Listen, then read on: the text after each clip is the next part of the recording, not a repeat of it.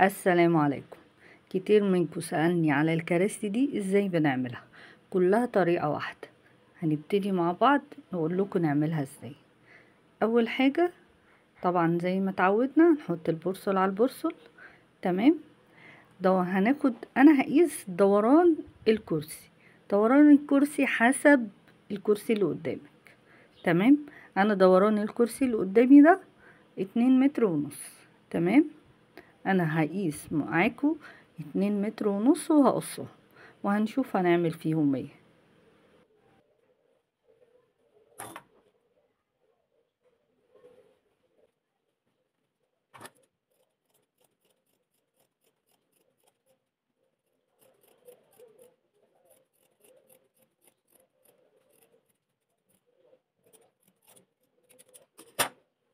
انا هنا قصيت 2 متر ونص لكرسيين. تمام. انا بقص 2 متر ونص تاني عشان كان معايا 4 كراسي. يبقى احنا كده 2 متر ونص هيعملوا معانا كرسيين. هقص معاكم لل4 كراسي وهنيجي نشوف هنعمل فيهم ايه.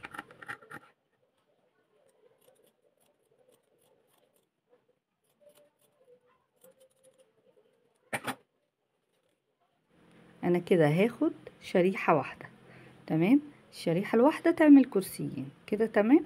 طبعا هنجيب البرصل على البرصل ونظبط كل حاجة. لازم نظبط البرصل على البرصل علشان يطلع الكرسيين قد بعض بالظبط. تمام. ده المفتوح وده المقفول زي ما احنا شايفين. انا هقيس. تمام.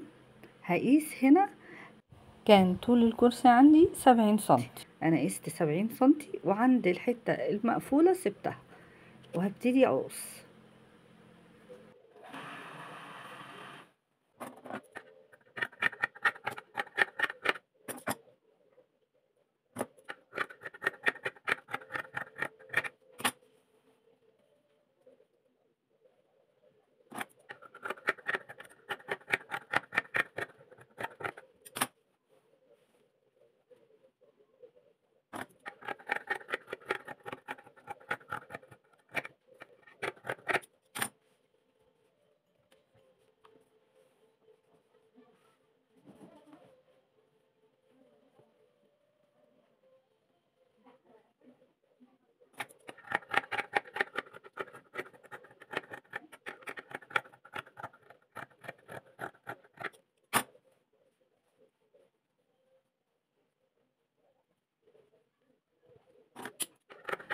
زي ما احنا كده شايفين قصيت.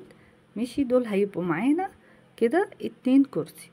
هنركنهم على جنب دلوقتي ونبتدي نقص الايد. انا عندي الايد طول الايد عندي 60 سنتي. فانا هاخد 60 سنتي وهقصها.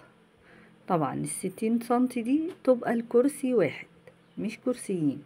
بظبط القماش كده زي ما انتوا شايفين.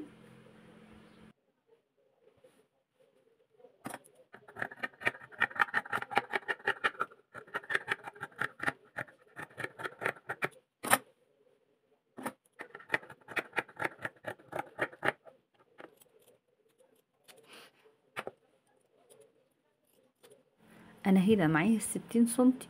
انا كده يعتبر خدت ال60 سنتي مرتين. يعني انا القماشة اللي معايا دي طولها 1 متر و20 ومتطبقة 2 وقسمتها على 2 علشان انا هعمل لكرسيين. فكده انا معايا ايه؟ معايا 2. ماشي ل2 كرسي. تمام. هنبتدي زي ما اتعلمنا البرص الناحية المفتوحة والناحية المقفولة. هنفصل الناحية المقفولة. يبقى كده معانا لكرسي واحد 2 ايد والتانية هكذا.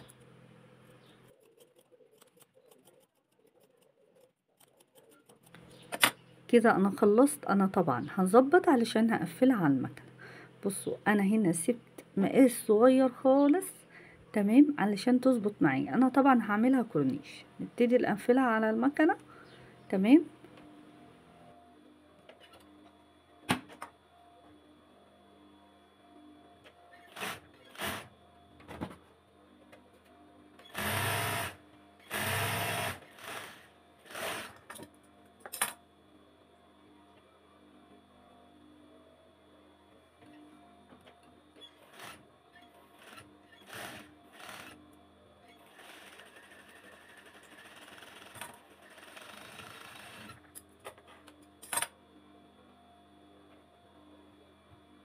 التركية دي لازم نعملها، ان احنا بنحدد الايد اليمين والايد الشمال، لازم الايدين الاتنين يكونوا مختلفين.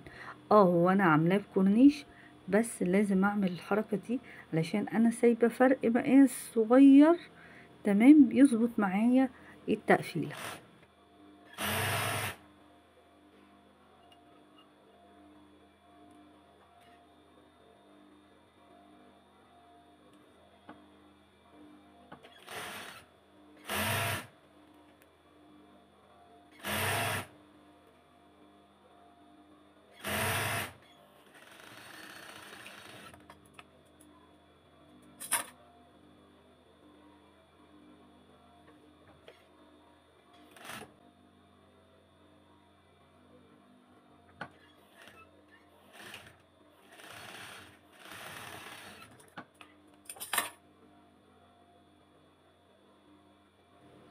وطبعا لازم نعمل التركية دي، ان احنا برضو ناخد الفرط ده، لان الظهر اعلى من الايد، تمام.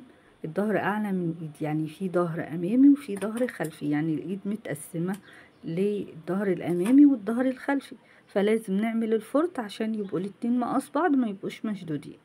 لان طبعا الظهر مش بيبقى الايد مش بتاخد دوران الظهر كله، لا ده بتاخد نصه بس، والنص التاني بيبقى مع بعض. اول حاجة بنعملها بناخد العرض اللي احنا شايفينه ده، ناخد عرض الكرسي.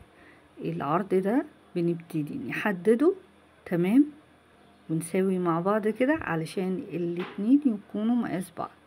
هنعرف دلوقتي احنا محتاجينه في ايه. بقيس كويس وبعمل فرط علشان نحدد المقاس، تمام. بجيب معاكو ببتدي اقفل الايدي، ناخد الايد ونقفلها.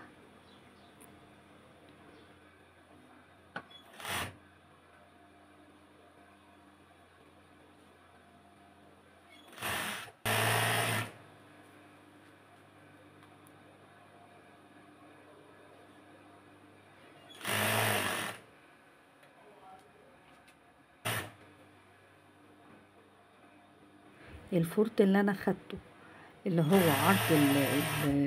عرض الشلتة ده، علشان نظبط المقاس اللي هو يبقى عرض الايد مع عرض الشلتة مظبوطين خالص. هنيجي بقى على الفرط التاني اللي احنا عاملينه في الايادي، تمام.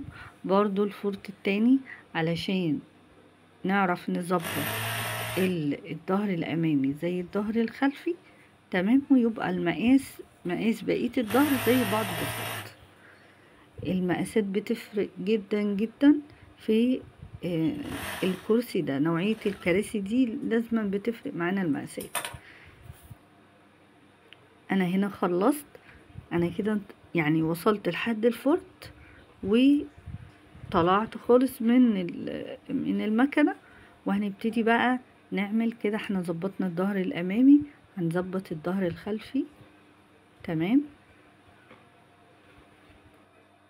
انا دايما بقيس، بيكون عندي بظبط المقاس، بقيس دايما وانا شغالة، لان طبعا لازم يكون معاكي مقاسات الكرسي اللي انت شغالة عليه، لازم يكون معاكي مقاساته.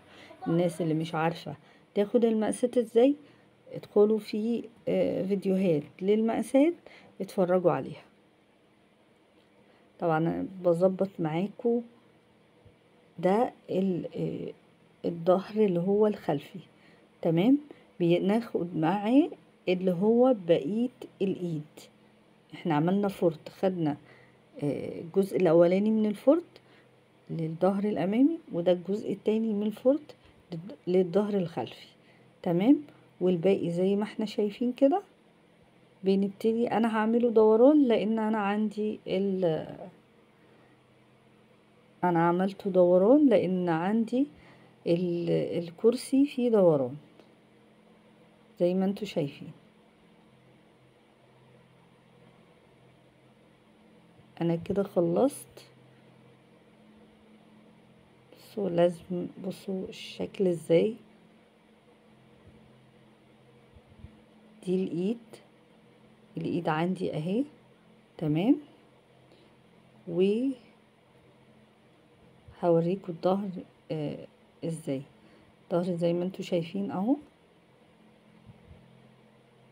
وانا جايباه دوران عشان الكرسي اللي معايا دوران. ان شاء الله تكونوا استفدتوا، ما تنسونيش في اللايك والشير والسبسكرايب، والسلام عليكم ورحمة الله وبركاته.